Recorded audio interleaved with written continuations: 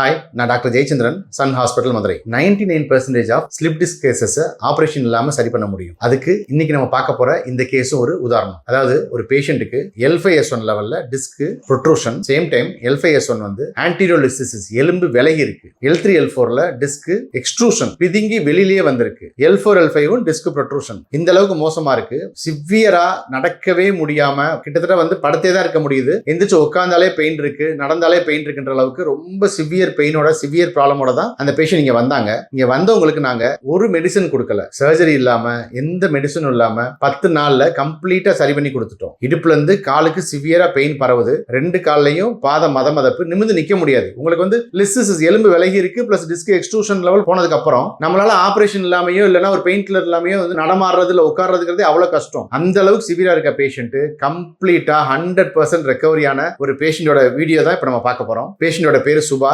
வயசு 62. நம்ம மதுரை திருமங்கலம் தான். அவங்க இங்க வரும்பொழுது ரொம்ப சிவியர் பெயினோட வந்தாங்க. நிறைய ஹாஸ்பிட்டல்ல பார்த்துட்டு நிறைய கேள்விப்பட்டு தான் இங்க வந்தாங்க. இங்க வந்து 10 நாள்ல கம்ப்ளீட்டா சரியாயிட்டாங்க. இவங்களுக்கு காலையில 9 மணில இருந்து நைட்டு 9 மணி வரைக்கும் கண்டினியூஸா வந்து பிசியோதெரபி ட்ரீட்மெண்ட். ஒரு நாளைக்கு மினிமம் 8 மணி நேரத்துல இருந்து 10 மணி நேரம். ஏன்னா அந்த அளவுக்கு அவங்களுக்கு சிவியரா பெயின் இருந்தது. ப்ராப்ளம் அப்படின்னு பார்த்தோம்னா டிஸ்க் எக்ஸ்ட்ரூஷன் பிளஸ் லிஸ்டிசிஸ், எலும்பு விலகி இருக்கு, ஜவ்வும் பிதுங்கி வெளியில வந்திருக்கு. இந்த டிஸ்க் எக்ஸ்ட்ரூஷனா எப்படி இருக்கும், டிஸ்க் ப்ரொட்ரூஷனா எப்படி இருக்கும், டிஸ்க் பல்ஜ்னா எப்படி இருக்குன்றத நான் உங்களுக்கு எக்ஸ்பிளைன் பண்ணி காமிக்கிறேன். நான் இந்த பிக்சர்ல இருக்கிற மாதிரி தான் இருக்கும். இப்போ இவங்களுக்கு ட்ரீட்மெண்டோட சேர்த்து நாங்க நம்ம சன் ஹாஸ்பிட்டல் இருக்கிற அட்வான்ஸ்டு ரோபோஸ்பைன், அதாவது நான் சர்ஜிக்கல் ஸ்பைனல் டீகம்ப்ரஷன் மூலமா கம்ப்ளீட்டாவே அந்த டிஸ்க் எக்ஸ்ட்ரூஷன், டிஸ்க் ப்ரொட்ரூஷன், இந்த லிஸ்டிசிஸ் எல்லாத்தையுமே சரி பண்ணி கொடுத்துருக்கோம். அதனாலதான் இப்போ அவங்க வந்து இந்த அளவுக்கு வந்து நிமிர்ந்து நிக்க முடியுது, நடக்க முடியுது, நடந்தா வழி இல்லைன்ற அளவுக்கு அவங்க மாறுறதுக்கு காரணம் ட்ரீட்மெண்ட் பிளஸ் அந்த பிரச்சனையை சுத்தமா சரி பண்ணி கொடுத்துருக்கோம். டிஸ்க் வந்து அந்த ப்ரொட்ரூஷனை எக்ஸ்ட்ரூஷனை வந்து டீகம்ப்ரஷன் மூலமா கம்ப்ளீட்டா சரி பண்ணி கொடுத்துருக்கோம். ரோபோஸ்பைன் இவங்களோட ட்ரீட்மெண்ட்ல ரொம்ப இம்பார்ட்டன்ட் வந்து அவங்களுக்கு ரொம்ப வந்து முக்கியமா வந்து அவங்களுக்கு வந்து அது வந்து ஒர்க் ஆச்சு. நல்லாவே சரியாயிட்டாங்க. எந்த அளவுக்கு கான்ஃபிடென்ட்டா வந்து நான் வந்து 99% வந்து எல்லா பேஷண்ட் நாங்க வந்து ஸ்பைன் சர்ஜரி இல்லாம காப்பாத்துறோம், சரி பண்ணி கொடுக்குறோம்னு சொல்றோம் அப்படின்னா எங்களோட அட்வான்ஸ்டு ட்ரீட்மெண்ட்ஸ், எங்களோட ப்ரோட்டோகால்ஸ் ஒவ்வொரு பேஷண்ட்டையுமே சரி பண்ணும்போது அவங்க கிட்ட நம்ம கத்துக்குவோம். இந்த மாதிரி டிஸ்க் எக்ஸ்ட்ரூஷன் இருந்ததுன்னா, ஏன்னா ஒவ்வொருத்தவங்களுக்கும் ஒவ்வொரு மாதிரி ப்ராப்ளம் இருக்கும், லட்சக்கணக்கான ப்ராப்ளம்ஸ் இருக்கு ஸ்பைன்ல. ஸோ இது எல்லாத்தையும் சரி பண்ணி கம்ப்ளீட்டா ஆபரேஷன் இல்லாம நம்ம சரியாகணும்னா நீங்க சன் ஹாஸ்பிட்டல் வாங்க. இந்த மாதிரி டிஸ்க் எக்ஸ்ட்ரூஷன் ஆயிருச்சு, லிஸ்டிசிஸ் ஆயிருக்கு, ஆபரேஷன் தான் பண்ண சொல்றாங்களா, இந்த வீடியோவை நீங்க நிறைய பேருக்கு அனுப்பிவிடுங்க, தெரிஞ்சவங்களுக்கு அனுப்பிவிடுங்க. அவங்க பார்த்துட்டு அவங்களுக்கு தைரியம் வரும். ஃபர்ஸ்ட் ஆபரேஷன் பண்ணாம நம்ம சரியாக முடியும் தைரியம் வந்தாலே, மனசுல தைரியம் வந்துட்டாலே நம்ம பாதிக்கு மேல சரியாயிடுவோம். மிச்சத்தை எப்படினாலும் ட்ரீட்மெண்ட் கொடுத்து சரி பண்ணிக்கலாம். எதுக்காக இந்த வீடியோ? உங்களுக்கு ஸ்பைன்ல டிஸ்க்ல ப்ராப்ளம் இருக்கா, disk bulge, disk protrusion, disk extrusion, இல்ல லிஸ்டிசிஸ், அதாவது எலும்பு விலகி இருக்கு, இல்ல வேற பெருசா என்ன ப்ராப்ளம் இருந்தாலும் சரி, அவங்கள 99% ஆபரேஷன் இல்லாம காப்பாற்ற முடியும் அப்படிங்கிறதுக்காக தான் இந்த வீடியோ. உங்க ரிப்போர்ட்டை எனக்கு அனுப்புங்க, நான் பார்த்துட்டு சொல்றேன். ஆபரேஷன் பண்ணுவோமா வேண்டாமா, உங்களை சரி பண்ண முடியுமாட்ட நான் பார்த்துட்டு சொல்றேன். முடிஞ்ச அளவு ஆபரேஷன் இல்லாம தப்பிக்க பார்ப்போம். அவங்க ரிவ்யூ வருது பாருங்க, உங்க ரிப்போர்ட்டிங் ஃபுல்லாவே நான் காமிக்கிறேன் பாருங்க. தேங்க்யூ. இது சுபா அம்மாவோட MRI ரிப்போர்ட். வயசு 62. நம்ம தான் MRI எடுத்தோம். அவங்களுக்கு எந்த அளவுக்கு மோசமா இருக்குன்னு பாருங்க. அவங்களுக்கு கிரேட் 1 ஆன்டீரியர் லிஸ்டிசிஸ் இருந்தது. அதாவது வந்து எலும்பு வந்து லேசா விலகி இருந்தது L5S1 லெவல்ல. இந்த எலும்பு விலகுறதுனா என்ன, அது எப்படி இருக்குன்னு நம்ம பார்த்துருவோம். இப்போ இதுதான் வந்து ஸ்பாண்டிலோலிஸ்டிசிஸோட ஸ்டேஜஸ். இது நார்மல் ஹெல்தி ஸ்பைன். நார்மலா வந்து ஸ்பைன் இப்படிதான் இருக்கும். இது கிரேட் 1, எலும்பு லேசா விலகி இருக்கா. L5ல இருந்து S1 வந்து லேசா விலகி இருக்கா. இதுதான் இப்ப நிறைய பேஷண்ட்ஸ் இருக்க பிரச்சனை. இது ஒரு 25%க்கு கீழே வந்து விலகி இருந்தா அது வந்து கிரேட் 1 சொல்லுவோம். இதே இது 25ல இருந்து 50% வரைக்கும் விலகி இருந்தா அது கிரேட் 2. பாருங்க, இதை விட இது கூட விலகி இருக்கா. இந்த கிரேட் 2மே வந்து ஆபரேஷன் தான் பண்ணணும்னு சொல்லுவாங்க. பட் நம்ம ஹாஸ்பிட்டல் ஆபரேஷன் இல்லாம தான் சரி பண்ணி கொடுத்துட்டு இருக்கோம். கிரேட் 3 அப்படிங்கிறது 50ல இருந்து 75%. எந்த அளவுக்கு பாருங்க, நார்மல் எப்படி இருக்கு, கிரேட் 1 எப்படி இருக்கு, கிரேட் 2 எப்படி இருக்கு, கிரேட் 3 எப்படி இருக்கு பாருங்க. இந்த அளவுக்கு விலகி இருக்குது. கிரேட் 4க்கு மேல போகும் பொழுது நிறையவே விலகிறது. கிட்டத்தட்ட L5S1 வந்து, அதாவது மேல இருக்க எலும்பும் கீழே இருக்க எலும்பும் கம்ப்ளீட்டாவே வந்து பிதுங்கி வெளியில வந்துருது. இந்த அளவுக்கு விலகும் பொழுது இது ரொம்ப சிவியர். இதுக்குமே கண்டிப்பா ஆபரேஷன் தான் பண்ணணும்னு சொல்லுவாங்க. பட் நம்ம பேஷண்ட்டை பொறுத்து பேஷண்ட் அசஸ் பண்ணிக்கிட்டு அதை மாத்த முடியும். இதுக்கு நம்ம சன் ஹாஸ்பிட்டல்ல டீகம்ப்ரஷன் மூலமா, ரோபோஸ்பைன் டீகம்ப்ரஷன் மூலமா இந்த ப்ராப்ளம் நம்ம கம்ப்ளீட்டாவே சரி பண்ணி கொடுக்கிறோம். இப்போ இந்த பேஷண்ட்டை பொறுத்த வரைக்கும் இவங்களுக்கு கிரேட் 1 வந்து ஸ்பாண்டிலோலிஸ்டிசிஸ் இருக்கு.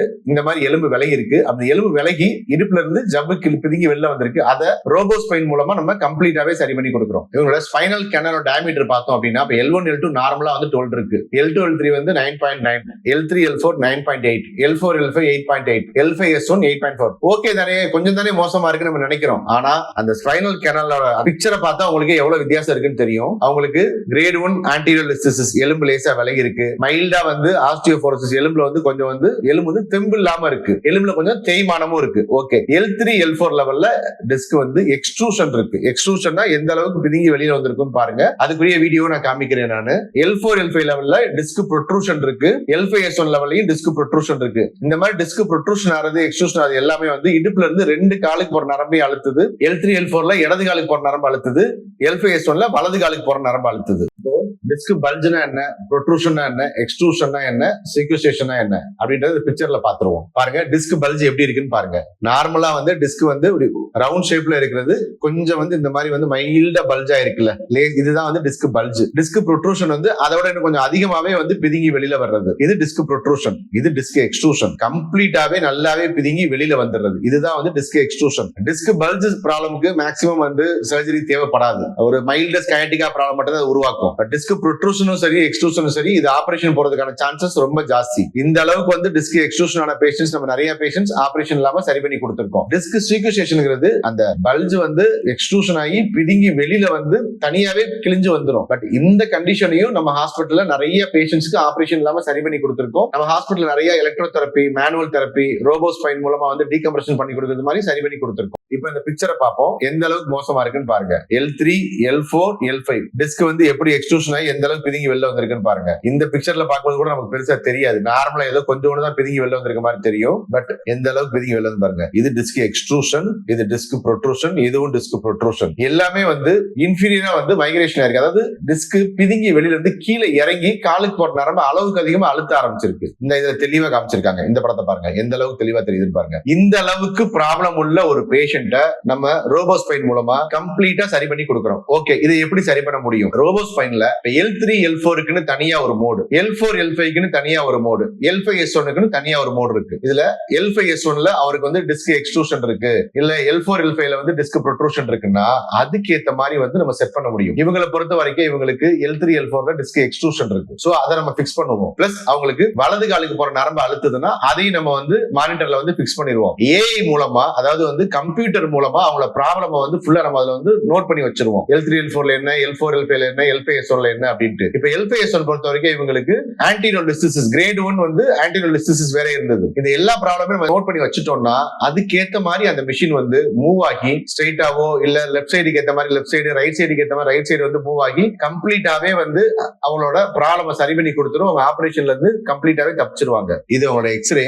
L5 S1 மட்டும் லேசா வந்து விலகி தள்ளி போயிருக்கு, தேய்மானமும் இருக்கு. நம்ம பார்த்தோம் அவங்களுக்கு ஆஸ்டியோபரோட்டிக்காவும் இருக்கு, ஸ்பாண்டிலஸ் ஏதாவது தேய்மானம் இருக்குன்னு பார்த்தோம். அது ஃபுல்லாவே அவங்களுக்கு இந்த ப்ராப்ளம் இருக்கு. ஓகே, இது அவங்க வந்தப்ப எடுத்த வைத்திய ரிப்போர்ட் எந்த அளவுக்கு மோசமா இருக்குன்னு பாருங்க. ரைட் சைடும் வந்து 28 இருக்கு, லெஃப்ட் சைடு 38 இருக்கு. அதாவது பாதத்துல இருக்கிற தொடு உணர்வு நரம்புகள் வந்து ரொம்ப வீக்கா இருந்தது. அதுதான் இந்த ரிசல்ட். நம்ம ரோபோஸ்பைன் ட்ரீட்மெண்ட் கொடுக்க அடுத்து முதல்ல 25 எடுத்தோம், 27 வந்து ஓரளவு குறைஞ்சிருக்கு. 31 எடுத்தப்ப, அதாவது வந்து ஒரு 1 வீக் கழிச்சு எடுத்து பார்த்தப்ப அவங்களுக்கு கம்ப்ளீட்டாவே நார்மல் ஆயிடுச்சு. அவங்க காலில் இருந்த மதமதப்பு சுத்தமா சரியாயிடுச்சு. இப்ப கம்ப்ளீட்டாவே 100% நார்மல் ஆயிட்டாங்க. இது நம்ம கொடுத்த ட்ரீட்மெண்ட் கம்ப்ளீட்டா சரியானதுக்கான ஒரு உதாரணம். பிளஸ் அவங்களுக்கு இப்ப பெயின் கிடையாது, நல்லா நிக்க முடியுது, நடக்க முடியுது, கம்ப்ளீட்டாவே சரியாயிட்டாங்க. தேங்க்யூ.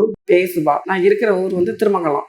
எனக்கு வந்து ஒரு 15 வருஷமா குறுக்கு வலி இருக்கு. ஆனா அந்த 2 வருஷமா தான் என்னால ஒண்ணுமே நடக்க முடியல. உட்காந்து சமையல் கூட பண்ண முடியாது, மாடிக்கு படி ஏற முடியாது, கால் மதமதப்பு இருக்கு. வீட்டுல படுத்துக்கிட்டே தான் இருப்பேன். உட்காந்து பாக்குறோம் இல்லைன்னா கொஞ்ச நேரம் ஒரு 1/4 மணி நேரம் உட்காந்து திருப்பி படுத்துருவேன். அந்த மாதிரியே இருந்துச்சு. ரொம்ப ஒரு 6 மாசமாவே இதுக்கு இங்கே ட்ரீட்மெண்ட் எடுக்க நான் ஒரு எல்லா பக்கமே ஒவ்வொருத்தரும் ஒவ்வொரு மாதிரி சொன்னாங்க. சரி, நான் வந்து அப்புறம் தான் நெட்ல சர்ச் பண்ணும்போது தான் சாரோட வீடியோ போல இந்த ஒரு 3-4 மாசம் ரொம்ப சிவியரா நோட் பண்ணி, அப்புறம் என் பொண்ணுக்கு பேரம்பேத்திக்கு எப்ப அந்த டைம் ரிலீஸ் ஆகுதோ அந்த டைம் போய் நம்ம வைத்தியம் பார்ப்போமா என் பொண்ணு சொன்னதுனால பிள்ளைங்களுக்கு பரிசை லீவ் விடவும் நான் உடனே சாட்டை கிளம்பி வந்து பார்த்துட்டு இப்ப நல்லா நான் நல்ல சௌரியமாயிட்டு நல்லா இப்ப நடக்கிறேன். எனக்கு எந்த வழி கிடையாது. மனசுல ஒரு தெம்பு வந்துருச்சு. எனக்கு நம்ம பேரம்பேத்தி நல்லா பாத்துக்கலாங்கிற ஒரு தெம்பு வந்துருச்சு. முதல்ல அதை நினைச்சு நான் கவலைப்படுவேன். பிள்ளை ஊட்டிட்டு பிள்ளைகளை எப்படி நம்ம என்ன செய்ய போறோம், ஏன் செய்ய போறோம், நம்ம இப்படி படுத்து கிடக்கமே அப்படின்னு எனக்கு ஒரு கவலை.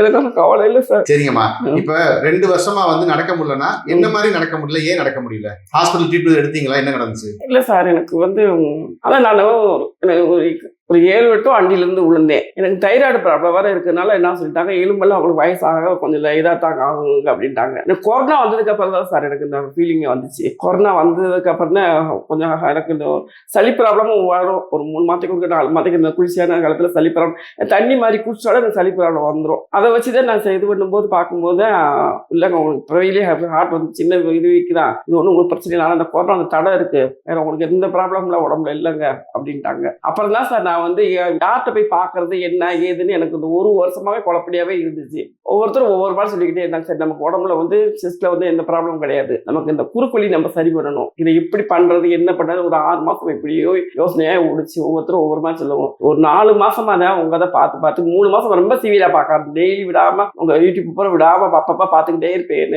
இப்படி நான் பார்த்துக்கிட்டே இருப்பேன். அப்புறம் எங்களுக்கு தோது வரணுங்கிறதுனால சரி பாப்பா ஆஃபீஸ் போயிட்டு பிள்ளைகளுக்கு தான் பச்சை முடியட்டுமா, எனக்கு 10 நாள் கூட கேப், இந்த பிள்ளைகளுக்கு லீவ் வருமா, நம்ம போய் பார்த்து வந்துடலாமா அப்படின்ச்சு. சரி பாப்பா அப்படிங்கும் பாப்பா நீ கூப்பிட்டு வந்து இங்கே நல்லா சௌரியப்பட்டுச்சு சார். இப்போ வந்ததுக்கு இப்போ எப்படி இருக்கீங்க? நல்லா இருக்கு சார். இப்போ நல்லா முதல்ல இப்படி ஒவ்வொரு ஸ்டெப் இது பண்ணி குளிஞ்சுக்கிட்டே ஒரு 80 வயசு கிளவி மாதிரி தான் சார் நடப்பேன். எனக்கே தெரியும் நம்ம இந்த 62 வயசுல இருந்தாலும் எனக்கு ஒரு 80 வயசுல இருக்கிற ஃபீலிங்கே தான் சார் எனக்கு இருந்துச்சு உண்மையிலேயும். இப்போ நல்லா நான் பாட்டுக்குள்ள வரும் உட்காந்துருக்கேனே, இந்த இப்படி நெளிவேன் இப்படி பிள்ளைகளுக்கு சாப்பாடு கூட தான் வருவேன். பாப்பா சமைச்சு வைக்கிறது கொள்ளும், உட்காந்து அம்மா சாப்பாடு போடுங்கம்மான்னு டேபிள்ல தான் வச்சு சாப்பாடு போட்டாலும் அதை கூட போட முடியாது. சில நேரம் உள்ள ரூம்ல அம்மா படுக்க முடியலப்பா அம்மா படுக்க போறீங்க ரூம்ல போயிருவேன்.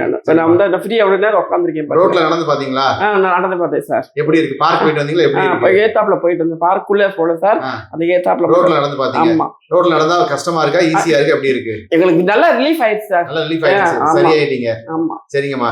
வேற எதுவும் ட்ரீட்மெண்ட் எடுத்தீங்களா? அதுக்கு இந்த பேக் பெயினுக்கு எதுவும் ட்ரீட்மெண்ட் எடுத்தீங்களா? எடுக்கவே இல்ல சார். எடுக்கவே இல்ல. அது ஒரு 15 வருஷத்துக்கு முன்னாடி இந்த குறுக்கு வலின்னு சொல்லி அப்பதான் எனக்கு குறுக்கு வலின்னு சொல்லி ரொம்ப பெயின் வந்து நான் படுத்துட்டேன், நடக்கவே முடியல. பக்கத்துல ஒரு டாக்டர் ஃபேமிலி இருந்தாங்க. அந்த பையன் தான் நான் வந்து அக்கான்னு சொல்லி பார்த்துட்டு அக்கா உங்க குறுக்குல பெயின் இருக்குக்கா, நீங்க போய் ஹாஸ்பிட்டல் போய் எக்ஸ்ரே எடுத்து வாங்கக்கா அப்படின்னுச்சு. அப்பதான் ஹாஸ்பிட்டல் போய் எக்ஸ்ரே எடுக்கும் போது உங்களுக்கு எலும்பு தேய்மானம், நீங்க குடிஞ்சி பார்க்குற வேலை பார்க்காதீங்க, வெயிட்டு தூக்காதீங்க அப்படின்னு அப்பதான் சொன்னாங்க. ஒரு 15 வருஷம் 20 வருஷம் இருக்குமா அப்பா, நீங்க கொஞ்சம் சின்ன பிள்ளைகளா இருக்கும். சரிங்கம்மா, இப்ப நல்லா இருக்கீங்க, சூப்பர். தொடர்ந்து எக்ஸசைஸ் பண்ணுங்க. சரிங்க சார். சரிங்கம்மா பாத்துக்கோங்கம்மா. சரிங்க சார், ரொம்ப தேங்க்ஸ் சார். நீங்க யூடியூப்ல வந்து பேசாருன்னு எனக்கு நான் இதாத்தான் அப்படி படுத்த படிக்கே தான் சார் இருந்துட்டு எனக்கு எந்த வழி போறதுன்னு என்னன்னே தெரியல, விருப்பம் இல்ல. ஆபரேஷன் பண்ணி யாரும் சொன்னாங்களா? இல்ல ஒவ்வொருத்தரும் இந்த ஆஸ்பத்திரி பாருங்க, கேரளா வைத்தியம் போய் பாருங்க, அப்படி இப்படி ஒவ்வொருத்தவங்க மாடு பிடிக்கிறவங்க போய் இந்த வைத்தியம் பண்ணுவாங்க, அங்க போனா அப்படி உங்களுக்கு டக்குன்னு விட்டுரும், அப்படி இப்படி ஒவ்வொருத்தரும் ஒவ்வொரு மாதிரி சொன்னாங்க சார். மாடு பிடிக்க ஆமா ஒரு இது பண்ணுவாங்க, அந்த மாதிரிலாம் போய் பண்ணுங்க, ஒரே நாள் தான் அவங்களுக்கு விட்டுரும், ஆனா பயங்கரமா வலிக்கும், போனா அவங்களுக்கு விட்டுரும், நீங்க கத்திட்டீங்கன்னா உங்களுக்கு விட்டுரும், உங்களுக்கு இருக்காது வலி இருக்காது, அப்படி ஒவ்வொருத்தரும் ஒவ்வொரு மாதிரி சொன்னாங்க. கேரளாவே 15 நாள் இருந்து ட்ரீட்மெண்ட் பண்ண வேண்டியதானே, கேரளா பண்ண சரியா போகும் அப்படின்னாங்க. எனக்கு ஒண்ணுமே, ஆனா இந்த வைத்தியத்துக்கு எனக்கு ஆபரேஷனுக்கு இந்த வைத்தியத்துக்கு எதுக்குமே எனக்கு மனசே உடன்படல. இங்க உங்களுக்கு எவ்வளவு நேரம் ட்ரீட்மெண்ட் கொடுக்குறாங்க? காலையில எத்தனை மணில இருந்து எத்தனை மணி? கரெக்டா 9 மணிக்குள்ள ஆரம்பிச்சிடுவாங்க. ஆரம்பிச்சு ஒரு நிமிஷம் கூட நேரம் இருக்காது நமக்கு. வந்து ஒரு பாத்ரூம் ஒன்று டக்குன்னு போயிட்டு இருக்கோம், டக்குன்னு அடுத்த விஷயம் நமக்கு வந்துட்டு சார். டக்குன்னு பிள்ளைங்க நல்லா சூப்பரா பார்த்துச்சிங்க. எனக்கு நான் ரொம்பவே ஆச்சரியப்பட்டு போனேன். எந்த ஆஸ்பத்திரியுமே நான் இப்படி பார்த்ததே இல்லை. இப்படி நல்ல ஒரு இந்த மாதிரி ஒரு இதான பார்ப்பாங்க, ஒரு 1/4 மணி நேரம் 10 நிமிஷம் அப்படி கேப்பிட்டு விட்டு வருவாங்க பார்ப்பாங்க. இது பிள்ளைங்க டான் அடுத்தடுத்த நிமிஷம் குழந்தை வைக்க கொள்ள செய்ய நல்லா பார்த்தாங்க சார். எனக்கு ரொம்ப முழு திருப்தி. சரிங்கம்மா. எங்க அம்மாக்கு இந்த பெயின் வந்து ஆக்சுவலா கிட்டத்தட்ட 15 இயர்ஸா இருக்கு. இப்போ இந்த 2 வருஷமா தான் ரொம்ப சிவியரா இருக்கு. ஸோ எங்க அம்மாக்கு என்ன பயம்னா, இதுக்கு மெடிசனே இல்லை, கியூரே பண்ண முடியாது, ரொம்ப நாங்க பயந்துட்டு இருந்தோம். மிஞ்சி போனா திரும்ப நம்ம ஆப்ரேஷன் நம்ம டாக்டர் கிட்ட போனோம்னா அவங்க வந்து ஆப்ரேஷன் தான் சஜஸ்ட் பண்றாங்க சார். பொதுவாகவே அது பண்ணியும் வந்து சரியாகுமான்ற ஒரு ஃபியர் இருந்தது. இன்னும் ரொம்ப பெட் ரிடன் ஆயிடுவாங்களோ, இப்பயாவது கொஞ்சமாவது உட்காராங்க, ஒரு 10 நிமிஷம் உட்கார முடியுது, அப்புறம் படுத்துப்பாங்க. சரி வீட்டுல படுத்தாவது இருக்கட்டும் அம்மா, அது ஆப்ரேஷன் பண்ணவங்க எல்லாமே இன்னும் ரொம்ப மோசமா இருக்கு கம்பேர் பண்ணும்போது. அப்படி ரேண்டமா ஒவ்வொரு வீடியோஸா நாங்க பார்க்கும்போது அவங்க வீடியோஸ் பார்த்தோம் சார். பார்க்கும்போது அம்மாவோட ஏஜான பீப்புளா நீங்க கியூர் பண்ணிருக்கீங்க. ஸோ அந்த ஒரு கான்ஃபிடன்ஸ் தான் வந்து சரி நம்ம இங்க பார்க்கலாம். ஏன்னா எனக்கு ஹாஸ்பிட்டல்னால எங்களுக்கு பயம், போய் அது கியூர் ஆகலைன்னா என்ன ஆகுறது, ஏன்னா அதை நீங்கள் கேள்விப்பட்டிருக்கீங்க நிறைய பேர். ஆக்சுவலி அங்கே போய் நிறைய பேர் வந்து இதானவங்க ரொம்ப மோசம் சார். ஆக்சுவலி கண்கூடாவே பார்த்துருக்கோம் நாங்கள். அதனால ஹாஸ்பிட்டல்ன்ற வார்த்தை கேட்டாலே எனக்கே பயம். இல்லை நீ பரவாயில்ல, நீ இப்படியே கூட இருந்துக்க, எங்களுக்கு நீ வேணும். போய் ரொம்ப சிவியராகி ஏதாவது ரொம்ப இதாயிடுச்சுன்னா அது தாங்குற அளவுக்கு நமக்கு இது இல்லை.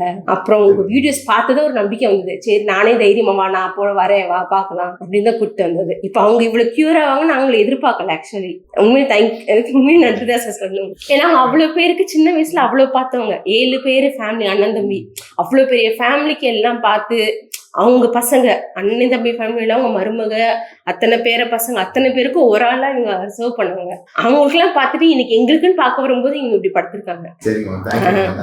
அம்மா நல்லா நடக்கிறாங்க. நல்லா நடக்கிறாங்க சார். இது ரொம்ப எனக்கு திருப்தி சார். Okay okay sir.